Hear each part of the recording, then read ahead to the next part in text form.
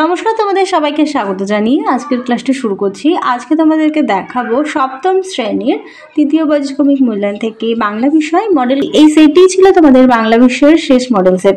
তাহলে চলো আর দেরি না করে এবার দেখে নিই। একের এক পোহায় রজনী জাগিছে জননী বিপুল নীরে। একের দুই গাড়োয়ানের ছদ্মবেশে পিস্তল ছুরি করেন হরিদাস দত্ত। একের তিন কেই বা খুলে দেখছে রঙের বাক্স। একের চার তপস্যা বলে একের অনলে বহুরে আহুতি দিয়া। একের পাঁচ টাউন স্কুলের গোলকিপারের নাম ছিল প্রশান্ত। একের ছয় তিব্বতের তৃতীয় ব্যক্তি হিসাবে কার গমনের কথা বলেছেন? উত্তর হবে শরৎচন্দ্র দাস। একের সাত নোটবই কবিতায় কতক কি সে ঝাঁজ দেখেছেন? উত্তর হবে জোয়ানের আরকে। পরের প্রশ্ন মক্ষিকাও গলে না গো পড়িলে, উত্তর হবে অমৃত হ্রদে। পরের প্রশ্ন এই মেঘে বৃষ্টি হয় না রেখাঙ্কিত পদটি কোন ধরনের কারক? এটি হলো অপাদান কারক। পরের প্রশ্ন মাস্টার মশাই শব্দটি কোন ধরনের শব্দ? উত্তরটি হবে মিশ্র শব্দ। এক কথায় প্রকাশ করো যে বুকে ভর দিয়ে হাঁটে। এখানে অপশন ভুল আছে, এটা হবে সরীসৃপ বলে। চলে যাই দুই দাগে, পূর্ণ বাক্যে উত্তর দাও। দুই দাগে আছে ভারত তীর্থ কবিতায় ধ্যান গম্ভীর এই যে ভূধর, এখানে কোন ভূধরের কথা বলা হয়েছে? উত্তর হবে হিমালয় পর্বত। দুইয়ের দুই পুরন্দর কোন শহরে আবহাওয়া নিয়ে আলোচনার সভায় যোগ দিতে এসেছিলেন? উত্তর হবে বোস্টন। পরের প্রশ্ন স্কুলের ছেলেরা সবাই জানতো যে দিব্যেন্দুবাবুর সম্পর্কে কি জানতো? স্কুলের ছেলেরা সবাই জানতো যে দিব্যেন্দুবাবু জিলিপি খেতে বড় ভালোবাসে, আর ম্যাচের আগে যে পক্ষ তাকে জিলিপি খাওয়ায় তিনি সেই পক্ষকেই জিতিয়ে দেবার চেষ্টা করেন।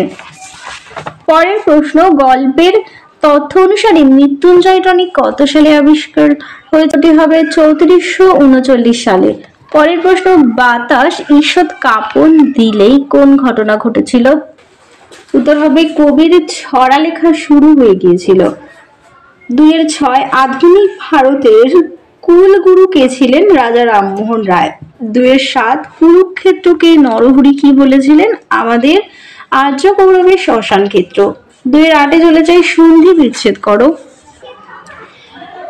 আছে পদ্ধতি, হবে পদযুক্ত হতি। এরপর আছে প্রাগৈতিহাসিক প্রাগযুক্ত ঐতিহাসিক।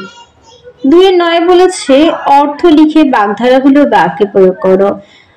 আছে অরণ্যের রোদন, হবে নিষ্ফল আবেদন। লিখবে যে আগে ভালো করে না পড়লে পরীক্ষার পর অরণ্যের রোদন করে লাভ নেই। পরেটা দেখো তীর্থের কাক। তীর্থের কাক আছে পরানুগ্রহ প্রত্যাশী লোভাতুর ব্যক্তি হরিনাম সংকীর্তনের ভোগ খাবে বলে অমল সকাল থেকে তীর্থের কাকের মতো বসে রয়েছে। 10 আছে প্রকৃত প্রত্যয় নির্ণয় করো। করণীয় ক্রি যুক্ত অনীয়, আর গন্তব্য হবে গম যুক্ত তব্য। 2-এর 11তে বলেছে চিহ্নিত পদগুলোর কারক বিভক্তি নির্ণয় করো। বুলবুলিতে ধান খেয়েছে, এখানে বুলবুলিটি হলো কর্তৃকারক, তে আছে তো তে বিভক্তি। আর জননী জন্মভূমি, জননীয় কর্তৃকারক, এটা হবে শূন্য বিভক্তি। মাকু উপন্যাসে একটি সোনার খনি, এই কথাটি কে কাকে বলেছে? টিয়াকে হোটেলওয়ালা বলেছিল। আর মাকুকে চালু করার বোতাম কোথায় ছিল? মাকুর নাকের কালো তিলের নিচে। চলে যাই 3 দাগে। 3-এর 1-এ বলেছে চমকে দেবেন লক্ষ রঙের দৃশ্যে, কে কিভাবে চমকে দেবেন? উদ্ধৃতাংশটি কবি শঙ্খ ঘোষের রচিত দিন ফোরালো কবিতা থেকে গৃহীত। প্রকৃতির লীলা খেলা ঈশ্বরের অধীনে। দিনের অবসানের সঙ্গে সঙ্গে গোধূলি আসে, আবার নানা রঙে ভরে যায়। ক্রমে অন্ধকার নেমে আসে, আকাশ ভরে ওঠে অসংখ্য নক্ষত্রে। প্রকৃতির এই পট পরিবর্তনকেই কবি লক্ষ রঙের দৃশ্য বলেছেন। দিনের শেষে কথকদের অর্থাৎ ছোট ছেলে মেয়েদের ঘরে ফেরার পালা, তাই তারা কল্পনা করে সূর্য অস্ত যাওয়ার সঙ্গে সঙ্গেই আকাশ বর্ণময় করে ঈশ্বর লক্ষ রঙের দৃশ্যে চমকে দেবেন। পরের প্রশ্ন দেখো চিরস্থির কবে নীর হায় রে জীবন নদে, কবি এখানে কি বলতে চেয়েছেন? বঙ্গভূমির প্রতি কবিতায় কবি বলতে চেয়েছেন মানুষ জন্মগ্রহণ করলে তাকে একদিন মরতেই হবে, কেউই অমর নয়। যেমন জীবন রূপ নদীতে জল কখনো স্থির হয়ে থাকে না, তেমনি মানুষের জীবনও যে কোনো দিন শেষ হয়ে যেতে পারে। পরের প্রশ্ন দেখো, আমার শ্রেণীতে রয়েছে ধ্বনিতে তার বিচিত্র সুর, এই লাইনটির অর্থ লেখো। উদ্ধৃত অংশটি বিশ্বকবি রবীন্দ্রনাথ ঠাকুরের লেখা গীতাঞ্জলি কাব্যগ্রন্থের অন্তর্গত ভারতীর্থ কবিতা থেকে সংগৃহীত। এখানে কবি ভারতবর্ষের মূল সংস্কৃতি, যেসব সংস্কৃতির মিলনে গড়ে উঠেছে, সেই বিচিত্র সুরের কথাই বলেছেন। পরের প্রশ্ন 4 দাগে চলে যাই। কম বেশি 30টি শব্দে উত্তর দাও, যে কোনো 2টি করতে হবে। 4-এর 1 দাগেটা দেখাচ্ছি। তারপর গায়ের যত জোর আছে তাই দিয়ে ওগুলোকে ঝোপের মধ্যে ছুঁড়ে ফেলি। কে কেন ছুঁড়ে ফেলে দিয়েছিল? সেলোর 2 নম্বর ব্যাট ছিল, কিন্তু অ্যামি ও ভ্যান উভয়ই তাদের 2 নম্বর ব্যাট বলে দাবি করে। আলোচনার সমস্যার নাম এটাই টস হয়।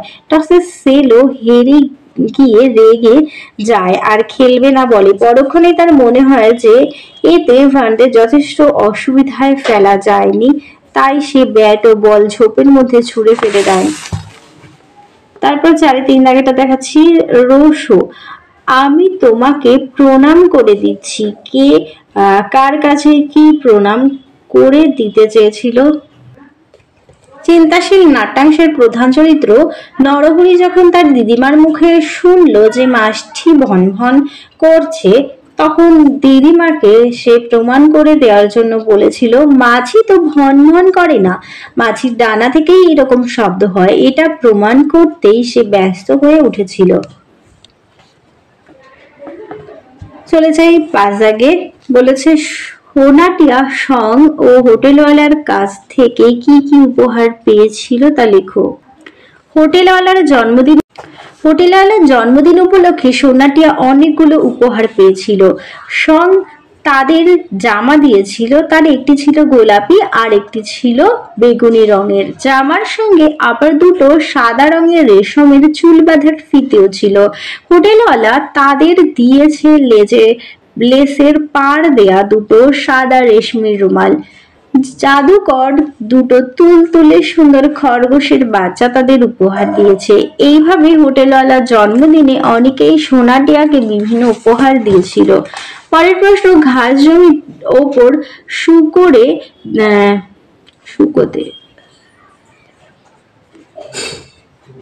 5-এর 2 দাগে আছে ঘাস জমির উপর শুকোতে দেওয়া পরীর পোশাকের বর্ণনা। ঘাসের উপর এতখানি জায়গা জুড়ে পরীদের রানীর সাদা ধকধকে পোশাক পাতা রয়েছে। তার সর্বাঙ্গে ছোট ছোট রূপালী বুটি তোলা, পাশেই রূপালী ডানা জোড়াও শুকোচ্ছে। তার পাশে কাগজের বাক্স খোলা পড়ে আছে, তার মধ্যে পরীদের রানীর মাথার তারা দেয়া মুটুক, হাতের চাঁদ বসানোর রাজদণ্ড, গলার সীতাহার, হাতের তাগা, কানের ঝুমকো দেখে দেখে সোনাটিয়ার আর চোখ ফেরাতে পারে না।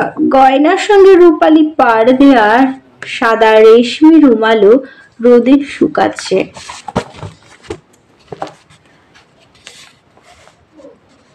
6 দাগে চলে যায়। 6-এর 1 দাগে বলেছে দরিদ্র আছিল তারা। কাদের কথা বলা হয়েছে? তাদের রাজত্ব কিভাবে অক্ষুণ্ণ রয়েছে বলে কবি মনে করেন? যারা ধনী নয়, দরিদ্র হয়েও মানুষের মনে চিরকালীন আসন পেয়েছেন, কবি তাদের কথা বলেছেন।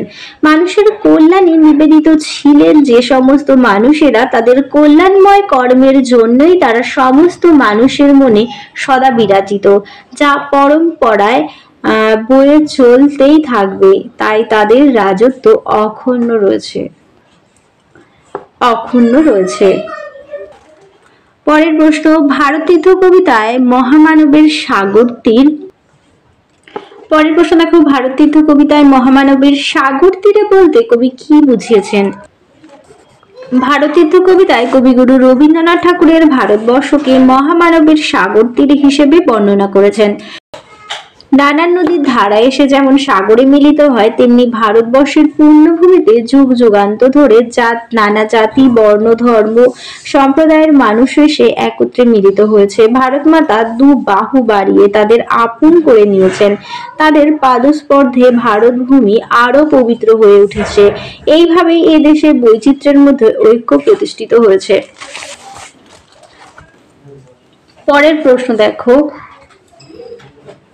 বই টই সব মিছে যদি না হলে টই পড়া কার লেখা, কোন কবিতার অংশ? টই না পড়লে বই পড়া কেন মিছে হবে? বলেছে বই টই কবিতা অবলম্বনে লেখো। এটি প্রেমেন্দ্র মিত্রের লেখা বই টই কবিতা থেকে নেওয়া। তোমরা লিখবে।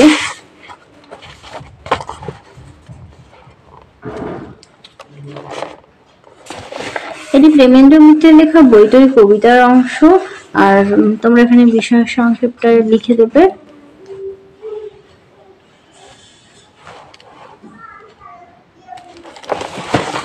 তারপরে 7 দাগে বলেছে ননিবালা দেবী সবই অস্বীকার করতেন। ননিবালা দেবী তার কথা অস্বীকার কোন কথা? ননিবালা দেবী তার কোন কথা? চলে যাই 7 দাগে। 7-এর 1 দাগে আছে ননিবালা দেবী সবই অস্বীকার করতেন। ননিবালা দেবী কোন কথা অস্বীকার করতেন? এই সব অস্বীকার করার ফলে তার উপর কেমন অত্যাচার হয়েছিল লেখো। কাশীর ডেপুটি পুলিশ সুপারিনটেন্ডেন্ট জিতেন ব্যানার্জি ধৃত ননিবালা দেবীকে জেরা করে কোন কোন বিপ্লবী নেতাকে তিনি চেনেন এবং তাদের গতিবিধি সম্পর্কে তার কতটা ধারণা আছে তা জানতে চেয়েছেন। ননিবালা দেবী সব অস্বীকার করে বলতেন তিনি কাউকে চেনেন না এবং কিছু জানেন না। তার ফলশ্রুতিতে তাকে মাটির নিচে অবস্থিত আলো বাতাসহীন তার ফলশ্রুতিতে তাকে মাটির নিচে অবস্থিত আলো বাতাসহীন দম বন্ধ করা ঘরে তালাবন্দি অবস্থায় 3 দিন প্রায় 8 ঘন্টা করে আটকে রাখা হতো। 8 ঘন্টা পর তার অর্ধমৃত অবস্থা হলেও পুলিশ তার মুখ দিয়ে কোনো স্বীকারোক্তি আদায় করতে পারত না। পরের প্রশ্ন, পটল বাবু ফিল্ম স্টার গল্পে কার উপদেশের স্মৃতি পটল বাবুর অভিনয় সত্তাকে জাগিয়ে তুলত? কোন অমূল্য উপদেশ তিনি দিয়েছিলেন তা নিজের ভাষায় লেখো। পটল বাবুর নাট্যগুরু গগন পাকরাশির উপদেশের স্মৃতি পটল বাবুর অভিনেতা সত্তাকে জাগিয়ে তুলেছিল। নাট্যগুরু গগন পাকরাশি যে অমূল্য উপদেশ দিয়েছিলেন তা হলো যে অভিনয়ের পাঠ যত ছোটই হোক না কেন তাতে কোনো অপমান নেই। শিল্পী হিসাবে কৃতিত্ব হলো ছোট পার্টির থেকে রসটুকু নিংড়ে বার করে তাকে সার্থক করে তোলা। থিয়েটারের কাজ হলো 5 জনে মিলেমিশে কাজ করা। সকলের সাফল্য জড়িয়েই নাটকের সাফল্য। পরের প্রশ্ন দেখো, উত্তর হিমালয়ের প্রবন্ধে কালিম্পং শহরে কবিগুরু রবীন্দ্রনাথ ঠাকুরের এক বিশেষ জন্মদিন কিভাবে উদযাপিত হলো সংক্ষেপে তা বিবরণ দাও। দেবাত্মা হিমালয় ভ্রমণ কাহিনীর লেখক প্রবোধ কুমার সান্যাল একবার কালিম্পং বিশ্বকবি রবীন্দ্রনাথ ঠাকুরের সান্নিধ্য লাভ করেছিলেন। সেই দিন ছিল এক 25শে বৈশাখ, অর্থাৎ কবিগুরুর জন্মদিবস। এই দিবসটিকে স্মরণীয় করে রাখার জন্য স্থির হয় যে কবি তার ঘরে বসে নবরচিত কবিতা আবৃত্তি করবেন এবং তার টেলিফোনের মাধ্যমে কলকাতা বেতার কেন্দ্রে প্রেরিত হয়ে সরাসরি বেতারে সম্প্রচারিত হবেন। কিন্তু তখন কালিম্পংয়ে টেলিফোন যোগাযোগ ব্যবস্থা ছিল না, তাই জরুরি ভিত্তিতে টেলি যোগাযোগ স্থাপন করা হয়। এই উপলক্ষে কলকাতা থেকে কয়েকজন বেতার বিশেষজ্ঞকে কালিম্পংয়ে নিয়ে আসা হয়। এদের মধ্যে উল্লেখযোগ্য হলেন নৃপেন্দ্র মজুমদার। সংশয় ছিল কবির গলা ঝাড়া দেওয়ার দাপটে শুষ্ক যন্ত্র বিদীর্ণ না হয়, তাই পরীক্ষা করার জন্য নৃপেন্দ্র বাবুর ফরমাশ অনুসারে লেখক বেতার যন্ত্রে মুখ লাগিয়ে কলকাতাকে আহ্বান করেন। হ্যালো কলকাতা। কলকাতা থেকে তৎক্ষণাৎ জবাব আসে, ওকে।